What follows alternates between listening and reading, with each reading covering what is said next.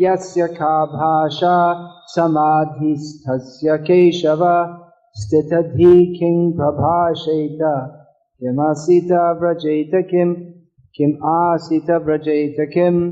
Arjuna said, "O Krishna, what are the symptoms of one whose consciousness is thus merged in transcendence?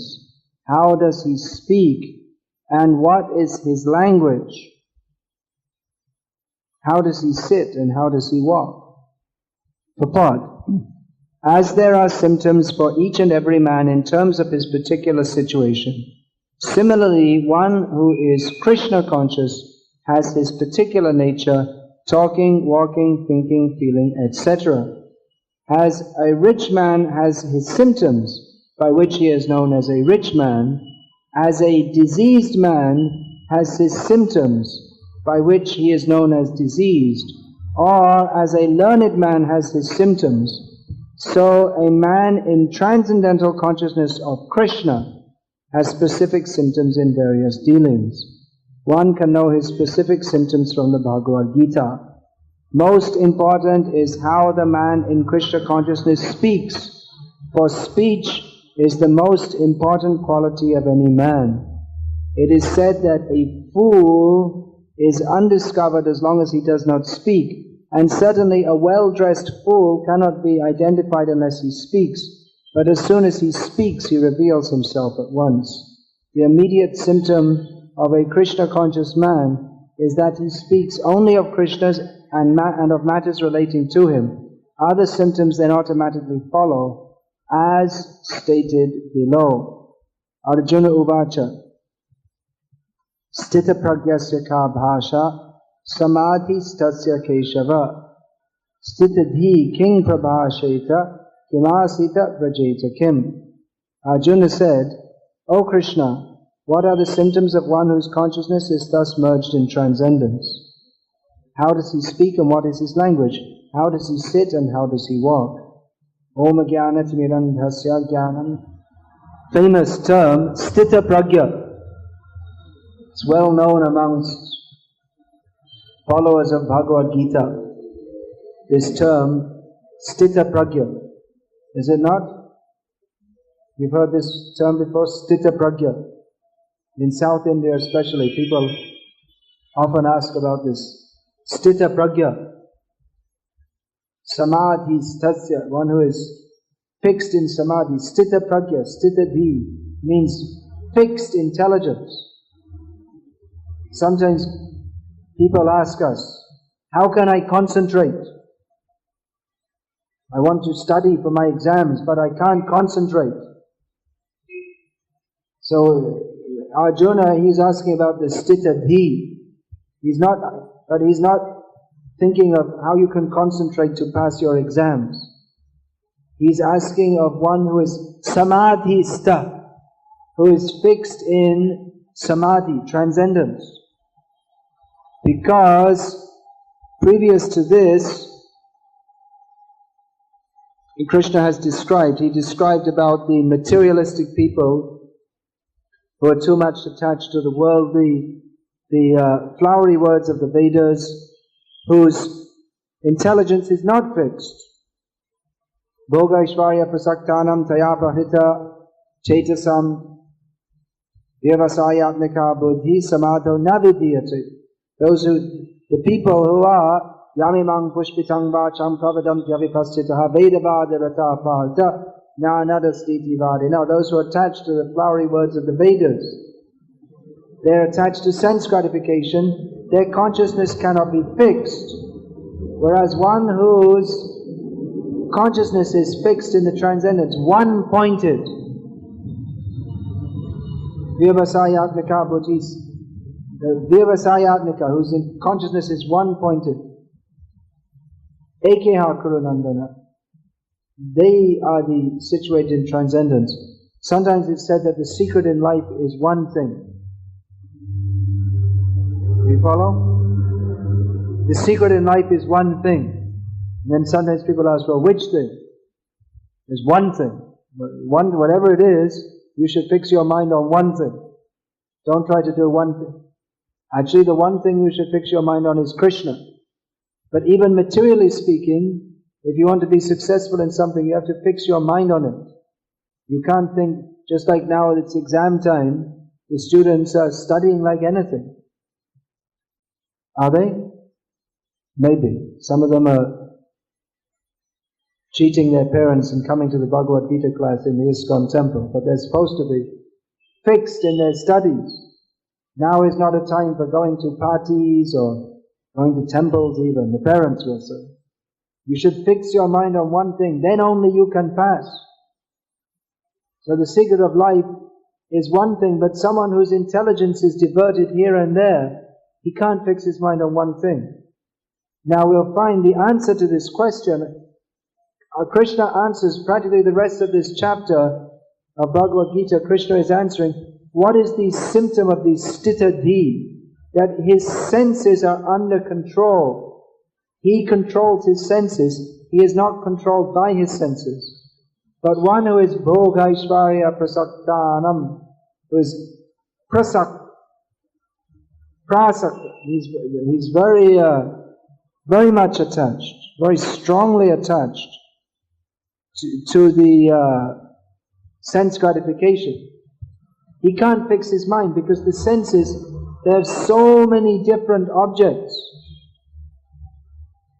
And we see in the modern age advertising, they're simply buy this, buy that, use this toothpaste, it will increase your sense gratification. If you use Colgate toothpaste, you will get the Colgate ring of confidence. And then you can go close to someone and smile at them to increase your sense gratification. Or if you use surf, then your children's cloth will be so white and the other women will look and their children's cloth is not so white. So in this way, there are so many objects there. They're recommended. Buy this motorbike. Enjoy. Gear lagao. Gadi badhao. Enjoy. Put in the gear. Strap yourself in the seat and zoom off into, smash your head into a truck.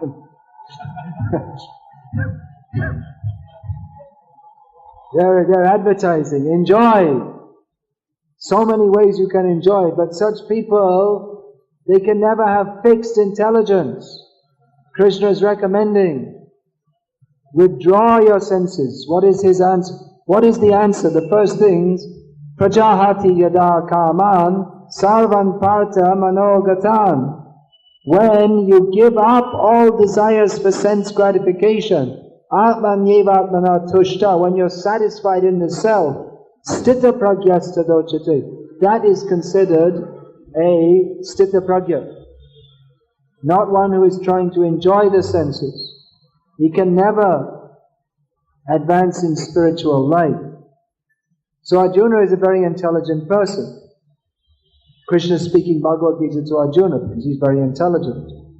If he had to speak to the average scholar of Bhagavad Gita, they go on all their life studying, they don't understand. Arjuna understood very quickly. So Arjuna is asking a very intelligent question, that Krishna has described the person who's situated in transcendence, that he's no longer bewildered by the words of the Vedas.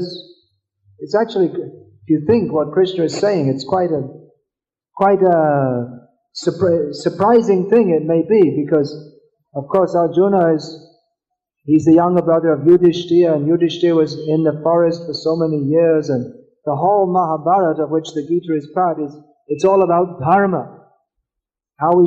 Yudhishthira is thinking how we should follow dharma, and in the forest they're consulting with different sages about dharma, and in the forest from time to time Bhima says, hey look, I'm fed up, just give me permission and I'll go and kill all the Kauravas by myself. And Yudhishthira says, no, you have to follow dharma, you have to do it in the right way. And sometimes Bhima says, to hell with this dharma, I just want to kill all those Kauravas. So dharma, they're very following dharma. So dharma is that which is described in the Vedas.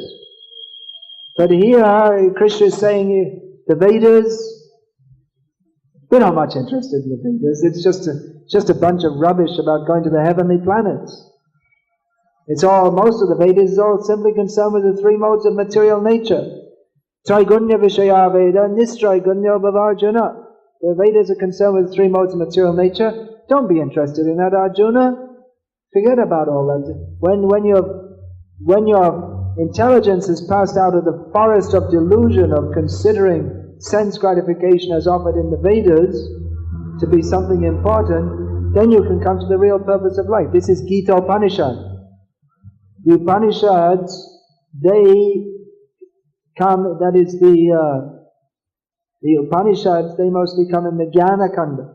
First of all, there's Karma Kanda.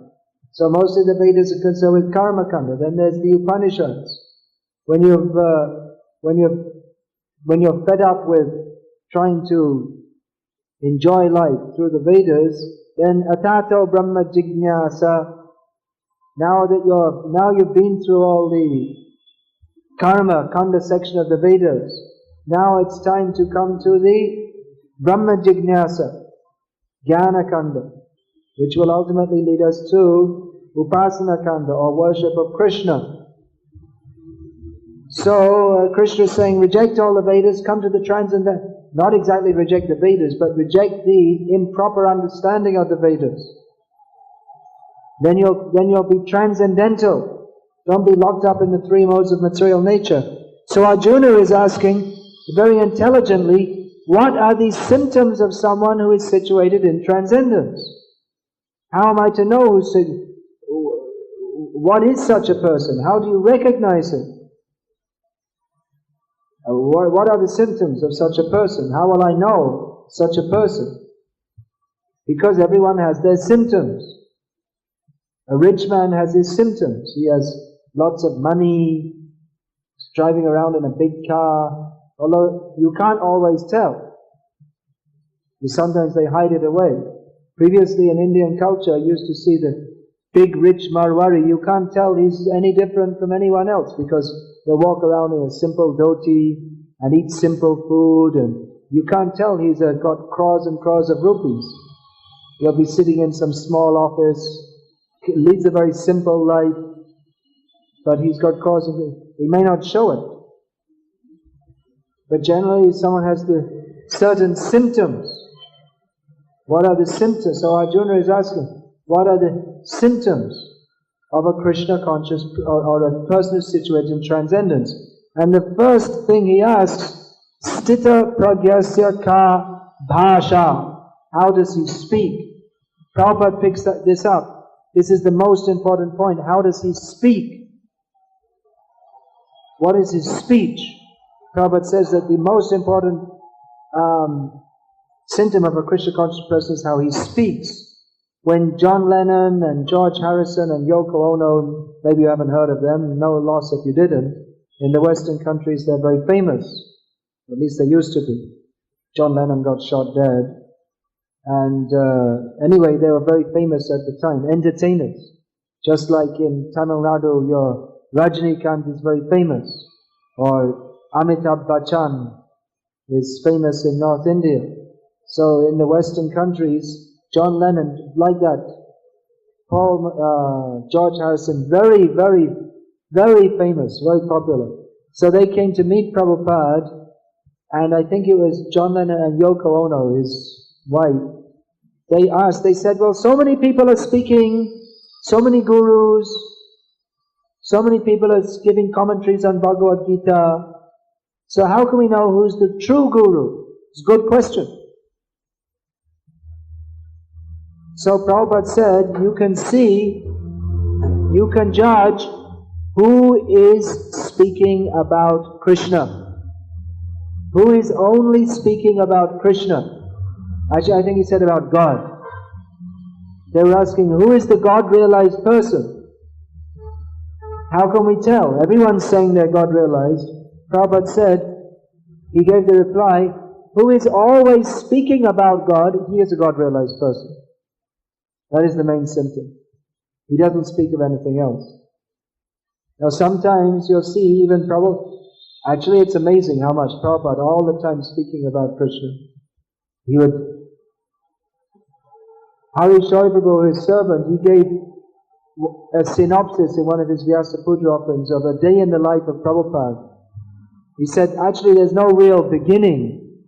You can't say when it really begins because he's active pretty much all in the 24 hours.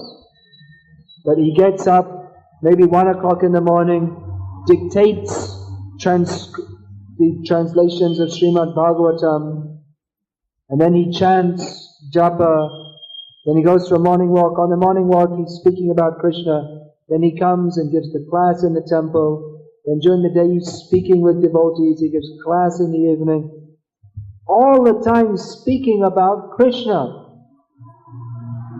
Now sometimes you'll find Prabhupada would have long, intricate conversations with some of his disciples, discussing about management, bank accounts, so many things. So you may say, well, what's that got to do with Krishna?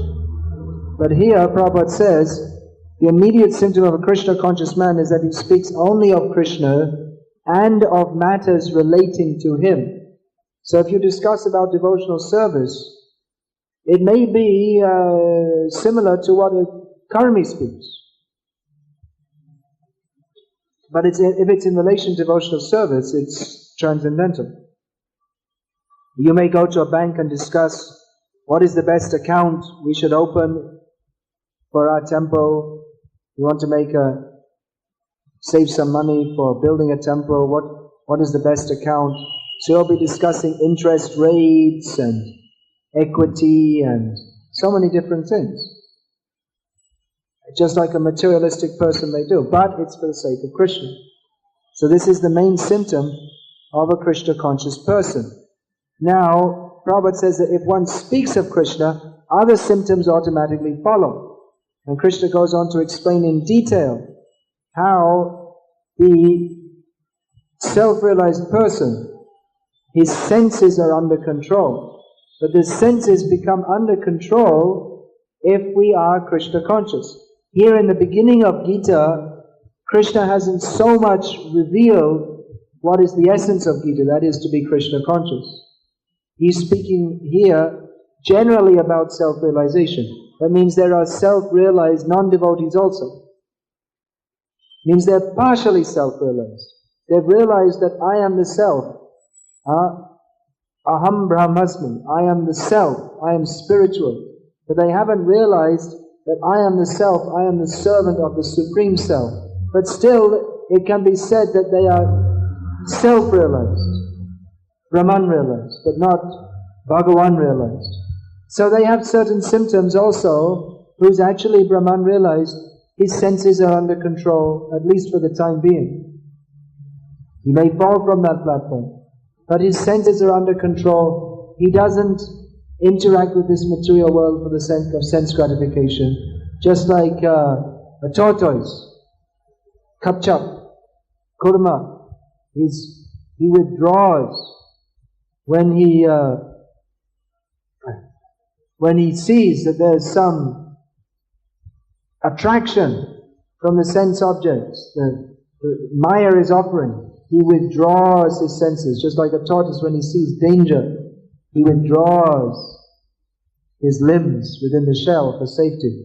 Actually, that just reminds me of somewhere I saw him. I think it must have been it was on a plane. They have these TV programs on the airplanes, on Aeroflot. I remember now when I was coming from Moscow. So they had this nature movie. They go out into the forest and they show all the different. And actually, it's just a bunch of. It shows all the different species. They're all trying to kill each other.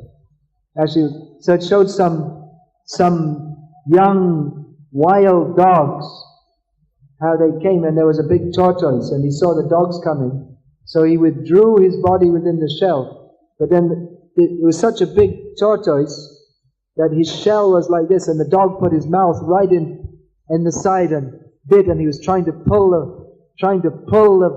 the tortoise limbs out so that he could eat him. So I was thinking, I remember this example of the Bhagavad Gita, how the yogi withdraws his senses like the tortoise withdraws his limbs. But Maya is such that even if you withdraw, Maya will go right in and try to pull you out. So ultimately, the consciousness has to be purified. Otherwise, Maya can come. Even you withdraw yourself from the sense objects. I'm not going to go to the movies. I'm not going to go to the TV. I'm not going to read cineblitz. I'm not going to go to restaurants. But still, if there's scope, if there's an opening, just like the dog will put his mouth in and try to pull the tortoise out. So if there's an opening, Maya will come inside. That's why we have to be fully guarded from Maya by purification of consciousness. And if one is in purified consciousness or Krishna consciousness, then automatically the senses come under control. There are two kinds of approaches. One is an attempt to mechanically control the senses, and the other attempt is to fix the mind on Krishna, by which the senses automatically come under control. Both are required. Both are required. We should follow certain rules and regulations, just like don't go to the movies, don't watch TV, don't mix up male, female, should be restricted. All these things, they are there. So that as not to unnecessarily agitate the senses. So if the senses are not very much agitated, then we can develop our Krishna consciousness. On the other hand, we have to develop our Krishna consciousness that is required, because without that we cannot properly control our senses. So both things, positive and negative processes are going on side by side.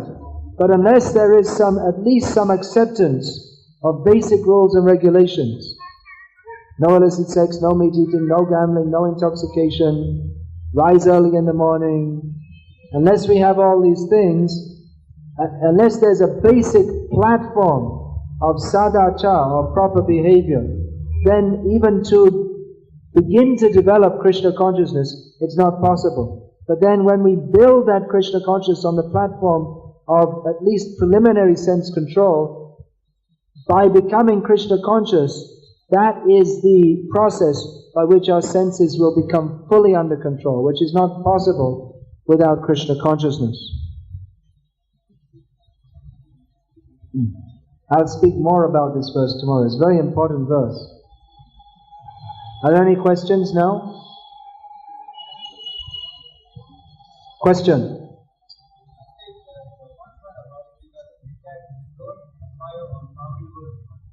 Yeah.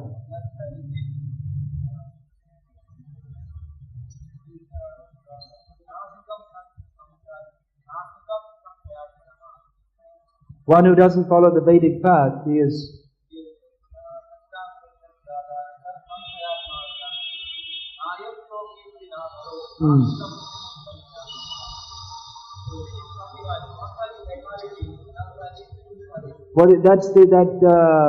one who is faithless, he is destroyed.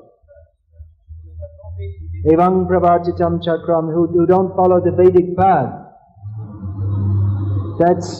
Well, in the third chapter of Gita, Krishna describes the Vedic path of offering sacrifices. First of all, there is prescribed duties. When one performs his prescribed duties properly, then he can perform sacrifices. When there are sacrifices, there's rain. When there's rain, there's foodstuffs, and then with the foodstuffs you can offer them to the demigod. So it's a cycle. Evang pravartitam chakra. So one who follows that, he can be happy, and one who doesn't follow it, he cannot be. Where's that Sanshayatma Vinashati? Where does that verse come? Now that's another verse. Who doesn't follow the Vedas, who doesn't follow the Shastra, he is spoiled. And again Krishna says, Vedaischa savarahameva vedyaha. I am to be understood by the Vedas. Yes, so Krishna is to be understood by the Vedas, but the Vedas, they have flowery words. Much of it is full of flowery words, meant simply to attract people to the Vedic path. But the real message of the Vedas is to understand Krishna. So yes, if you don't follow the Vedic path, you're really finished. The Vedic path will at least save you from entering hellish life.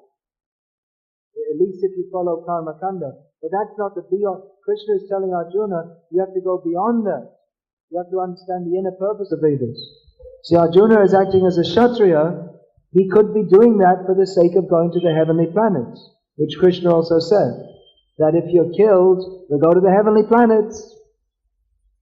And then after that, later on he says, Chaitang bhukva swagalokam vishalam shine punyam archalokam vishanti evam traidam anaprapana gatagatam kama kama labhante. He says that, what is all this going to the heavenly planets nonsense? You go up and you come down again. What's the use? So, from one side, following the Vedas, even the karma kanda process is good. In other words, for someone who's not following anything to come to the Vedic path, that means he's in a much better position. But for one who's following the Vedic path, he shouldn't simply remain stuck on the materialistic understanding of it, but he should come to the real understanding of the Vedas, which is not simply to fool around, going to the heavenly planets, come down again, but to go back home, back to Godhead. So both things are there. Just like, I'll give an example. Sometimes we ask someone, where's Narayan Swami? Narayan Swami, how many rounds are you chanting a day? Now, if we ask someone who's just newly coming to Krishna consciousness, are you chanting Hare Krishna? Yes. How many rounds a day? 2 rounds a day. Oh, very good. Now, if I ask you, how many rounds are you chanting a day? And say 2 rounds a day, I'll say, what? You already promised to chant 16. So what is good for one person is not good for someone else. In a lower stage, if you're in a lower stage, then for you to come up to a higher stage is good. But for someone who's supposed to be on a higher level, that same stage is not very good. So another point is that actually all the Vedas, Krishna says, all the Vedas are meant for understanding me. Now this can be understood in 2 ways. It can be understood, one way of understanding is that the whole Vedic path is meant to lead us to Krishna. In other words, there's karma kanda, and then when you get fed up of that, you come to jnana, and then when you finally bahunam janmanamante jnanavang mang prapadyate, when you finally get through all, after many lifetimes, you understand, actually, Krishna is the real goal. Another way of understanding is that even the pushpitam vacha, even the flowery words, even that, ultimately, if you understand it properly, is only describing Krishna, because Vede Ramayane Chaiva Purane Bharate Cha Adav Ante Cha Madhye Cha Hari Sarvatra Giyate. All the Vedas, they simply describe Krishna. So one who has the vision, he can see that. Madhvacharya, he explained just like you'll find in different parts of the Vedas. There's glorification of Indra, glorification of Agni, glorification of Varuna. But Madhvacharya explains that actually when said Indra, that means only Krishna. Indra means king. Agni, who is the ultimate king? Krishna. Just like Mahindra is a common name for who? The king of heaven. But that's also one of the names of Vishnu in Vishnu Sahasranama. You'll find in Vishnu Sahasranama, what is that? Sarva, Sharva, names of Lord Shiva. But ultimately they're names of Vishnu. Shiva, that name itself means auspicious. So ultimately it's the name of Krishna. So that's another way to understand.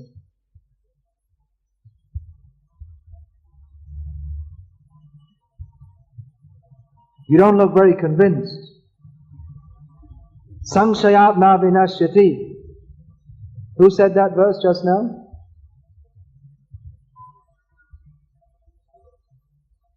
Is this Krishna conscious movement real, or is it just some cheating?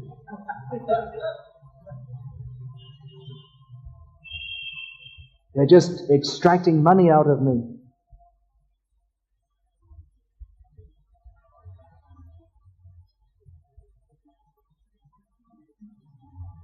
What do you think, Narayan Swami? You don't think anything? You think of something. Sorry? You have to shout. I have a mic. And I'm shouting also. Alright, what is it?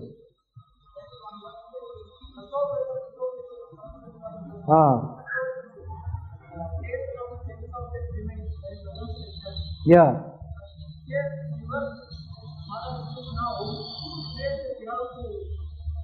So that I was saying, both things are there. Positive. You were on the phone when I was describing this. There are positive and negative processes. That we have to follow the principles to become self-controlled, but ultimate self-control will only come by pure Krishna consciousness. I described this. If you want, you can listen to the cassette. For 5 minutes I was discussing this point.